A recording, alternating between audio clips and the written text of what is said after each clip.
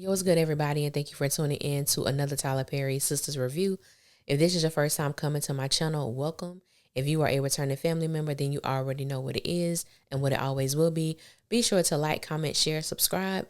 Tell somebody to tell somebody if you choose to, but if not, just sit back, relax while we get into this messy thing.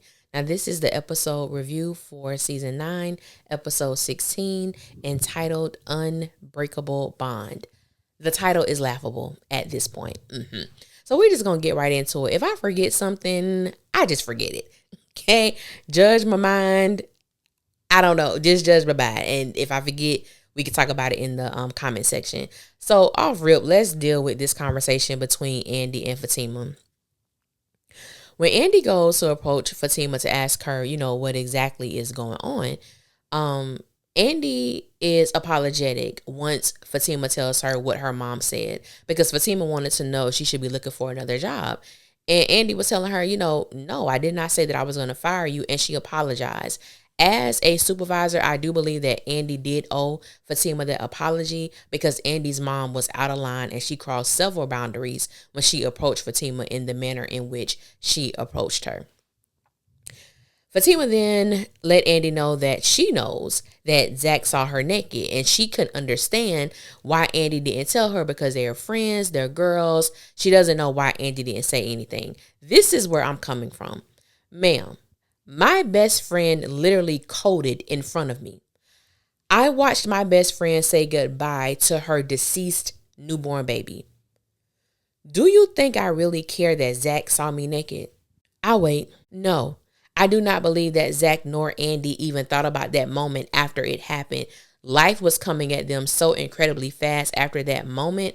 I do not believe that anybody was thinking about informing Fatima that Zach saw Andy naked for 1.5 seconds. It wasn't important. Andy then begins to cry. I'm like, girl, what you crying for?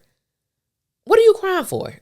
She tells Fatima that she's always rooted for her, that there are no issues when it comes to her working with, these celebrity clients or anything like that. It's just the fact that Fatima has been slacking on her job. And for the life of me, I'm sitting here trying to understand why Andy is crying, what she's so apologetic for, not treating Fatima like a sister, or if she's ever treated her anything less of that, then she sincerely apologized and it won't happen again.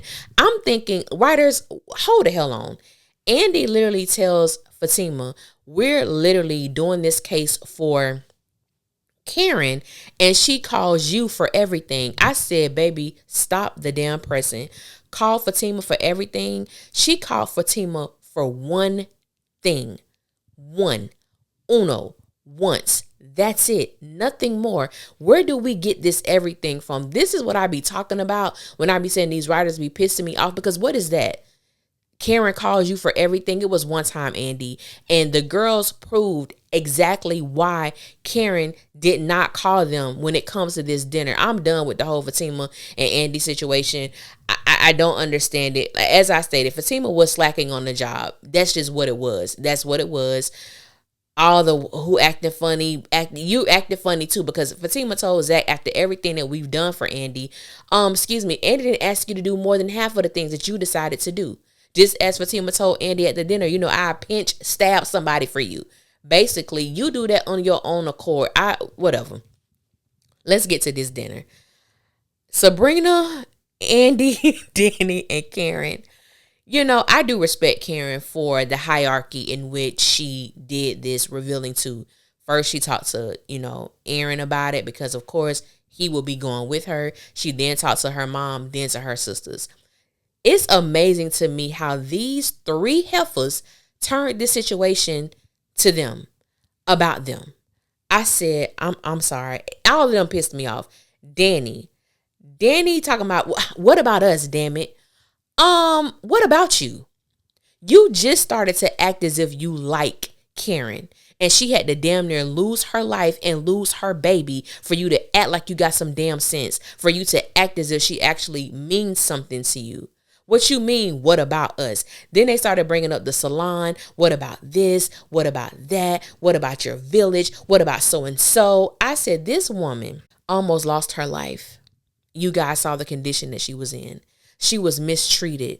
She was not helped properly, which caused her to lose one of her babies, and you're questioning why she feels she needs to get out of Atlanta, minus the situation with Zach, minus the salon, minus anything that has happened prior to her losing her baby. What Karen went through, and I'm watching these women make this and turn this to them. What about us? What about our sister circle? What I just said, I understand, as the old people say, you'll understand it better by and by. I understand it better by and by why Karen didn't even consider calling these women when she went to the help that she was getting from this group. I understand why she called Fatima. It wasn't because Fatima is her friend. It wasn't because Fatima is her sister. As she stated, I didn't feel Fatima would judge me, and I trusted her enough with that. Then we get the bickering between Andy and Danny, which I don't understand what the hell Danny's problem is. The fact that Danny had the audacity, the unmitigated gall to try to call out Andy's whole facts, I'm going to just say Danny is forever disqualified for calling out anybody whole facts. Just as some people mentioned in my comments under my last video, which I should have called it out, but I didn't. Danny, you share a body with Maurice. You're disqualified forever. Okay. Q. Okay. Remember alphabet. You had sex with Q, who also had sex with Maurice. You also share a body with Fatima, crackhead Daryl. You don't have no right to call out anything that Andy has done when it comes to her and men. You are in a full-blown relationship, and you gave your number to another man, i.e. the cop that's trying to holler at Andy, but we'll get into that a little later. So I'm going to need Danny to pipe down. And the people on Twitter, baby, they dragging the hell out of Andy, saying she for the streets. Baby, if Andy is for the streets, then what is Danny for? Who is Danny for? The highway? The byways? The crossroads? Because if Andy is for the street, Andy is single. Andy can, when you're single, I personally believe you could talk to however many people you want to, as long as everybody has an understanding as to what is going on. But if I am in a committed relationship, I do not need to be giving my phone number out to another man, especially when I know he's interested in me sexually. Why am I giving him my number when I got a man at home? We'll talk about the man at home later. But Danny I don't understand. Then when everybody leaves, she tells Sabrina that she's good on Andy. Who cares? Just a few months ago, you was good on Karen, because I don't want to be around anybody who could only see the bad in me, the evil in me. Heifer, you're evil. Heifer, you're bad. You're mad at Andy because she won't tell you her personal business. She don't have to. Sabrina and Danny are sitting at this table holding things that they have not revealed to either Karen or Andy. But yet they sit on their throne as if they should be the knower of all things. Since when? You're tired of Andy lying, the half-truths, the sneaking around. What? That's a grown-ass woman who's living her grown-ass life, who don't have to tell your grown-ass a damn thing about how she's moving. And the fact that Danny is sitting there next to Karen acting all hurt and dismantled, disheveled, that she's leaving, and you had the audacity to have a conversation with Fatima about her being revealed that Karen's baby died. Danny has nothing to say. Why don't you reveal that truth to the table, Danny, since you want Andy to say so much? Then she tells Sabrina, you always take up for her, and yet you're not calling her out. What do you want Sabrina to say? Sabrina can't do much because she's allowing your cousin to dick her down. She ain't told that to Andy. I just don't understand. I honestly don't understand grown women who feel like they have the right to know everything that's going on in your life. I don't understand that. I respect my friends as individuals. I respect them as women. I respect them as mothers, as wives, so on and so forth. I don't need to know all your business. I don't want to know. I love that Karen let them know that we all have things going on in our lives. When the last time we actually got together to just hang, to just laugh? Because everybody got stuff going on. And you guys decided how you wanted to deal when you were in trouble. This is the way that I need to do it for me. And I'm like, she's not asking y'all for permission. She's just letting y'all know. She is revealing to y'all what she's going to do. But this whole sister circle thing, I like, baby, yeah, y'all do need to break up. Y'all need to go on a sabbatical, because I do not understand what this whole thing is really about. Andy and Danny arguing was really hilarious, because we know that Andy is not about that life, but she tried. I'm gonna give her she tried. She tried to hold her own, but it just wasn't working. It just wasn't working. But I hollered when she brought up Tony. That bum that's on your couch. What is it? Y'all doing 50-50? You paying all the bills? I said, Danny. Oh, baby, she got your ass because y'all noticed Danny didn't say nothing. Because what could she say? Andy was telling the truth. What could she say? And I also want to pinpoint this too because I had some conversations last night. And it's so interesting when Danny is in trouble, you run to Andy. You ran to Andy when Jonah put hands on you and you thought you killed him when you ran him over with that car. You went to Andy when it was about your job thinking you were going to lose your job, but she got you that $75K. If it wasn't for Andy, you wouldn't have that. So it amazes me how you have no problem running to her when you're in need, running to her when you feel like, hey, I don't know where to go and who to turn to. You turn to Andy, but you feel as if you are obligated to know her business, yet you conceal yours. I have issues with people like that. I don't trust people like that. That's why I've always stood firm.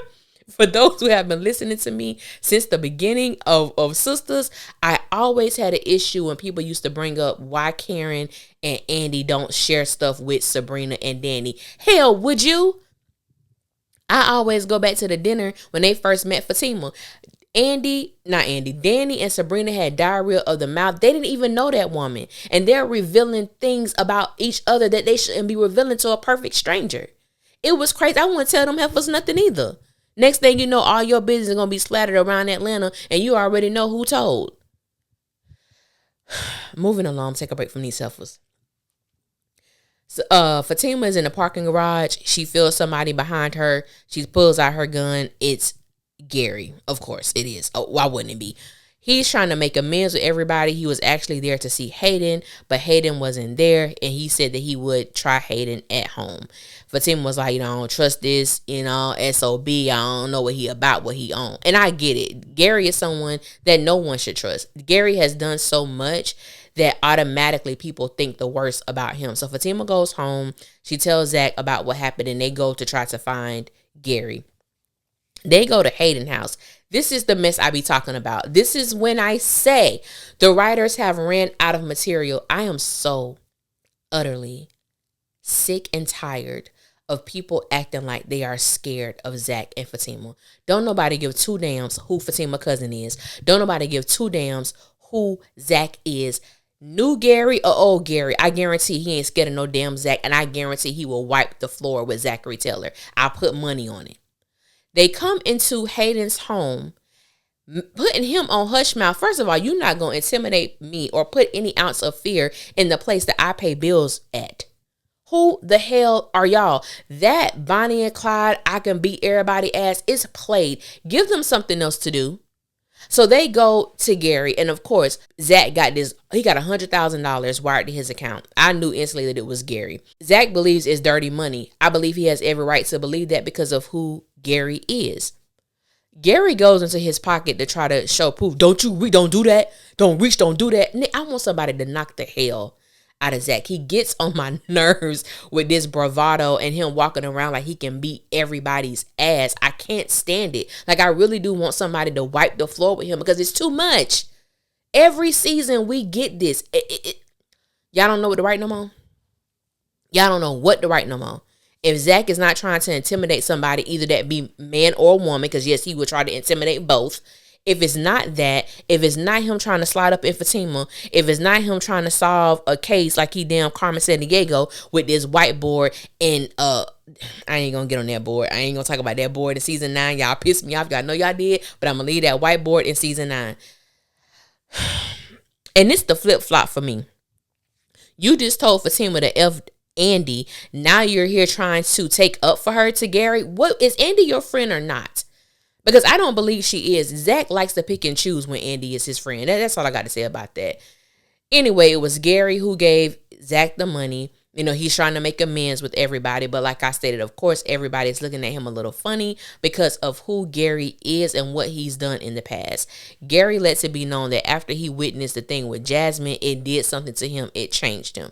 Do I believe Gary is telling the truth? I do. I actually believe him. But the reality is you either need to be in the grave or you need to be in prison, because I don't want you to be able to go off to Ghana and live this happy life with your children.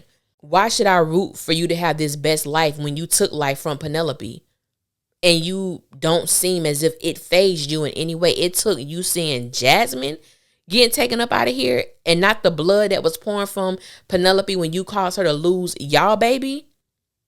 I just don't have, Gary can get it right with God. I don't wish for him to have a good life after all the things that he's done. Period. Then we get a scene with Maurice and Paige, and basically, Paige is like, hey, my brother don't have it all together, and she's watching, the interaction or how Maurice is responding to her brother, and she's just not here for it. I don't think it's going to be a big deal. I think it's going to be something that she comes around and is going to be, what it's going to be. Pretty much. That's how I see it. I'm trying to think what else happened in that episode. I really think that was all, other than, Gary showing up to Hayden. Hayden closed that door. Hayden was like, oh, hell no. I don't blame him. But he ended up letting Gary in, and Gary was apologizing for the whole thing with Tamara and, things like that. And Hayden was basically just telling Gary, like, you're evil. Your soul is dark. That's really who you are, as a person. And I just love to see Hayden in that moment, because he needed to get that off. You were literally screwing his girl. Like, it is what it is. But that was Gary. That's how Gary moved. Whatever Gary claimed that he wanted, he went and got it by any means necessary.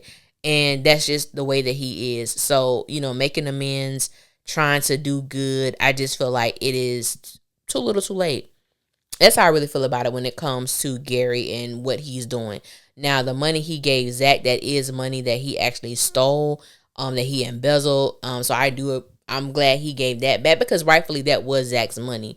I'm not trying to think about the trailers, because I saw both of them, and Zach said something that just blew me. I'm gonna talk about it anyway. Zach called Gary a thief. I'm sorry. Didn't you go to prison for armed robbery? Didn't you get a little tip to get that money that you got? And you got a nerve to call somebody a thief? I think you need to keep that word in your mouth, buddy, because you shouldn't be spewing that to anybody. That's the pot calling the kettle black. And that's just not for you, sir. It's just not for you. I honestly think that was all that happened in this episode. This was really a filler episode. Not a lot happened. I think it was just like setting up for certain things to happen. The girls did ask Karen, like, what did Aaron think about all of this? And she let them know that he will be accompanying her, like they're moving together, and she needs to do what's best for her and her family. I said, oh, I love it, because we're seeing growth, we're seeing transition. And I personally think what the writers are trying to convey is that when you have been in a sister circle, or when you have been in a friendship like that, when you're young and you're in your late teens or maybe your early 20s, because I'm assuming they met between the ages of like 18 and 20. And when you grow like that, there are certain things that life happens to everybody. Whether you lose a parent, sibling, whether you graduate, get married, have babies, so many things happen within a span of being 18 and then being 36. A lot of life happens. That's 18 years.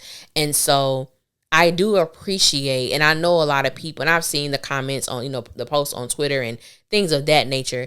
And I do appreciate, I have not always enjoyed watching Sistas, because like I stated on our Sistas Keeper, I think it was last week, for those of us who really wanted to see Karen get out of the funk, not talking about her babies and things like that, but this thing with Zach, we had to watch 88 episodes. That's a lot of damn episodes, especially for someone like me who couldn't understand why Karen was responding and acting the way that she did, because I personally didn't know any women like that. And I know for me, I would never do anything like that. A man has to only tell me one time that I'm not for him. One time to esteem another woman in my presence, and that woman is in my presence. You only got one time to do that. I don't understand the going back, but Karen had to go through her own season, had to go through her own journey. And now that she's on the other side of this journey, I do appreciate the growth that we've seen. Even when Andy and Danny was going back and forth, Karen was like, look, I don't know what I missed. I don't know what's going on with y'all, but I need y'all to sit together. I need y'all not to basically break down right now. That's not what I need. That's not what we need. And I used to always say, and I know Erica and I always talk about how when it comes to these women, to me, Karen has always stood flat-footed down for these women. Come hell or high water, she has been there. People may not have liked the things that she said or whatever the case may be, but to me, she has never contradicted herself when it comes to her friends and being there for them. When they showed the flashback of Karen's grand opening, it was a beautiful moment. It was an exciting moment for her. It was a refresh, a restart for her. But I remember that episode so vividly because that was the episode that them heifers showed up late and left early. They were supposed to help her, this girl good and pregnant, and they didn't do that. You come late and then your asses leave early. Then at the same time, the same episode when Miss Lisa told Zach to leave, hey, my daughter don't need you here. And then you came back after a conversation with Danny requesting a paternity test at this woman's grand opening. Danny was a hot ass mess. We gonna be there for you, girl. We love you, girl. That's gonna be my little nephew and niece, blah, blah, blah. But you just left from telling Zach he need to get a paternity test. You just left from telling Zach that basically Karen was a hoe in college. When I say the the flashback that they were showing was messy as hell. Even in the first season when they were all together and they were at Andy's house, Danny told Karen that she effed Zach. And it's like, well, that's what you think, right? Heifer, why would you even say that to your friend? Like, it's just certain things you don't even play with. I'm like, I know y'all trying to be sentimental right now, but for those of us who really follow this show and we know what actually happened in the episodes, these are not beautiful moments. Okay, they're just not beautiful moments at all. But I'm gonna let y'all have that because y'all ain't got much to choose from. But that's what happens in friendships. You know, someone, or if more than just one, they outgrow, and it's okay. Like, hey, I may not know everything. I don't need to know everything. So how about we choose a day each week. That's the day we meet. That's the day we talk. That's the day we come together and, you know, let each other know what's going on, the happenings in each other's lives. And so that's what it is. Well, that was basically the review. I called it. For those who watch Our Sistas Keeper, I called it last week. I said I wouldn't be surprised if we get a proposal from Aaron. And I believe next episode, Karen gonna get proposed to. Ready for it. They deserve it. I'll talk about that more in the extended trailer breakdown. I want to thank you guys for listening. Until next time, I will holler at y'all later. And y'all be safe out there.